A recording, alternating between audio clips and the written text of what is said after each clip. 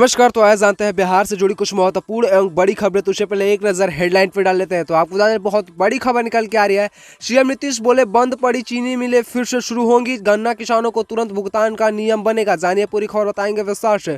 वहीं आपको बता दें एक और बड़ी खबर निकल के आ रही है। नीतीश सरकार पर भड़की बीजेपी, कहा अधिकारियों को सोशल मीडिया चलाने से रोकना तानाशाही होगा। जानिए पूरी खबर बताएंगे विस्तार से। वहीं आपको पता चले एक और बड़ी खबर निकल के आ रही है।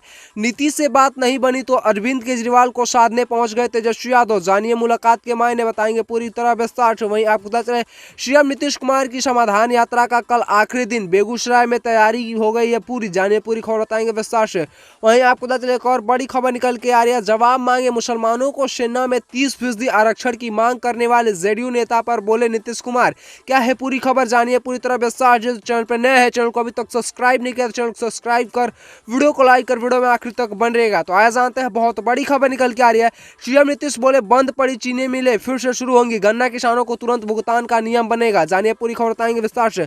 बिहार के मुख्यमंत्री नीतीश कुमार ने बुधवार को कहा कि बंद पड़ी चीनी मिलें को फिर से शुरू करने के लिए सरकार पहल करेगी। ऐसे में सीएम नीतीश ने बुधवार को गोपालगंज और पूर्वी चंपारण जिले में अलग अलग विभाग के तहत चल रहे विकास कार्य की प्रगति जिला स्तरीय समीक्षा बैठक में अधिकारियों को निर्देश देते हुए कहा कि गन्ना किसानों ने बंद पड़े जितने भी चीनी मिल है उनको फिर से शुरू किया जाएगा और भुगतान करने का तुरंत नियम बनाया जाएगा कि जो भी किसान अपना गन्ना लेकर चीनी मिल में आएगा उनको तुरंत भुगतान कर दिया जाएगा। इस दिशा में पहल कर उस पर काम करने की प्रक्रिया शुरू करने को नीतीश कुमार का आदेश मिल गया। उन्होंने कहा कि गन्ना किसानों को वह प्रोत्साहित कर रहे हैं। ऐसे में मुख्यमंत्री नीतीश कुमार ने कहा कि बंद पड़ी चीनी मिलों को फिर से स्थापित करना है। इसे फिर से स्थापित करने के लिए सरकार पहल करेगी। चीनी मिलों को चालू करने की प्रक्रिया के क्रम में ही गन्ना किसानों को तुरंत भुगतान के संबंध में नियम भी बनाया जाएगा। तो अब किसान खुश हो गए हैं। तो आप लोग हमें अपना विचार कमेंट में जरूर बताएगा। तो बढ़ते हैं अगली बड़ी खबर की ओर। वहीं आप बता दें बहुत बड़ी खबर निकल के आ रही है। नीतीश सरकार पर भड़की बीजेपी, कहा अधिकारियों को सोशल मीडिया चलाने से रोकना तानाशाही होगा। क्या है पूरी खबर, जानिए विस्तार से।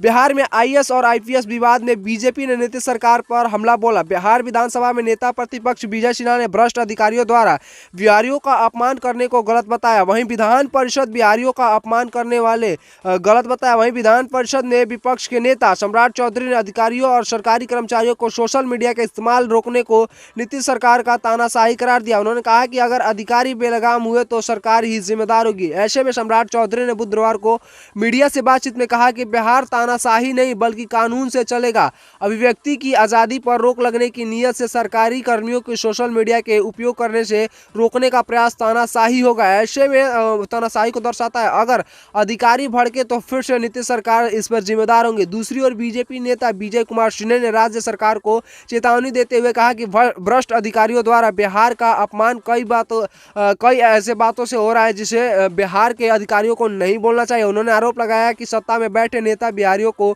अपमान करवा रहे हैं। तो ऐसे में इस पर आप लोग क्या सोचते हैं, आप लोगों का क्या विचार है, हमें कमेंट में जरूर बताएगा। तो बढ़ते अगली बड़ी खबर की ओर। वहीं आपको बताएं बहुत बड़ी खबर निकल के आ रही है। नीतीश से बात नहीं बनी तो अरविंद केजरीवाल को साधने पहुंच गए तेजस्वी यादव। जानिए मुलाकात के मायने। बिहार के डिप्टी सीएम तेजस्वी यादव की दिल्ली के मुख्यमंत्री अरविंद केजरीवाल से मुलाकात हुई।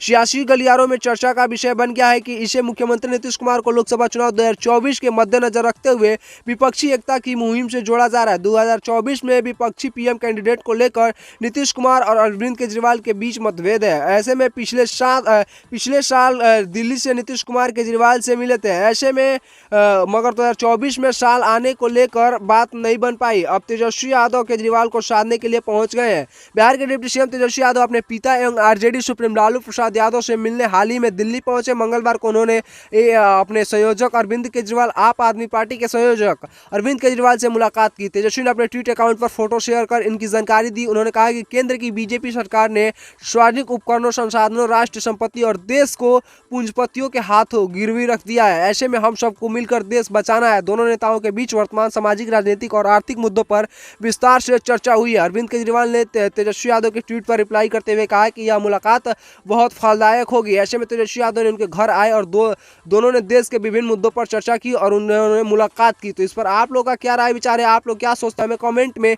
जरूर बताइएगा। तो बढ़ते अगली बड़ी खबर की ओर।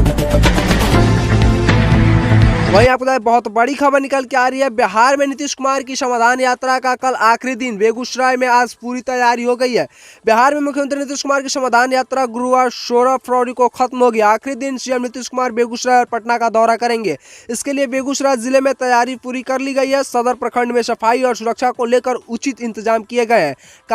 कार्यक्रम स्थलों को सजाया गया है। मुख्यमंत्री ने 5 जनवरी को पश्चिमी चंपारण जिले से समाधान यात्रा शुरू की थी और लोगों की समस्याओं सुने और साथ ही साथ उनकी समस्याओं का समाधान भी निकाल रहे हैं। ऐसे में सीएम नीतीश कुमार की समाधान यात्रा आज उनका आखिरी दिन है। ऐसे में वो बेगूसराय में उनकी तैयारी पूरी कर ली गई है। उनकी समाधान यात्रा का आज आखिरी दिन है। ऐसे में पटना और बेगूसराय का आखिरी दौरा सीएम नीतीश कुमार करेंगे। तो इस पर आप लोग क्या सोचते हैं? आप लोग का क्या राय विचार है? आप लोगों को नीतीश कुमार से क्या उम्मीदें हैं? क्या आपकी उम्मीदें पूरी हुई है? हमें कमेंट में अपना राय विचार जरूर बताएगा। तो बढ़ते अगली बड़ी खबर की ओर।